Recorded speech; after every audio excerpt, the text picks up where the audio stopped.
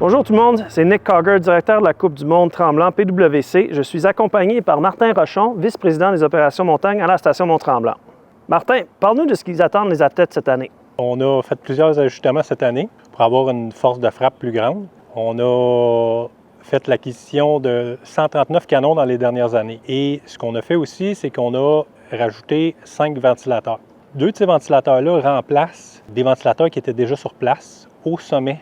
Donc, c'est la dernière technologie. On augmente la fiabilité, la capacité de production. On va installer aussi 2 nouveaux ventilateurs sur tour. Puis il y a aussi de l'automatisation possible, vu qu'ils ont la station météo, où ils vont pouvoir décoller automatiquement puis saisir absolument toutes les fenêtres de production. Et on a un 5e ventilateur, qui est un ventilateur mobile, qui va pouvoir être positionné sur le terrain de façon à boucher les trous.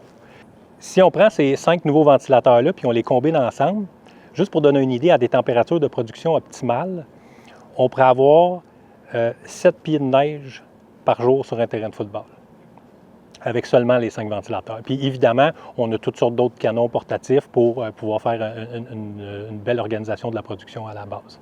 Ce qu'on a fait aussi, c'est importer environ une centaine de camions de terre pour venir aplanir toute la zone d'arrivée, boucher les différents trous.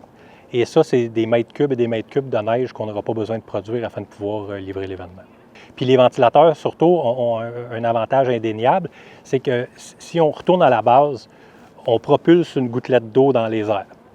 Et la neige fabriquée, c'est la portion de cette gouttelette-là qui va devenir solide, qui va devenir une petite bille de glace. Donc, en ayant les ventilateurs sur les tours, le fait que les ventilateurs puissent aussi avoir un angle de propulsion vers le haut, notre gouttelette d'eau va rester en suspension beaucoup plus longtemps et la capacité d'en geler une plus grande proportion par rapport aux autres équipements standards est définitivement plus élevée. Donc, la productivité de neige, en plus d'avoir des nouveaux équipements bien positionnés, on va avoir des gouttelettes d'eau en suspension plus longtemps, donc une meilleure production pour chacun des volumes d'eau.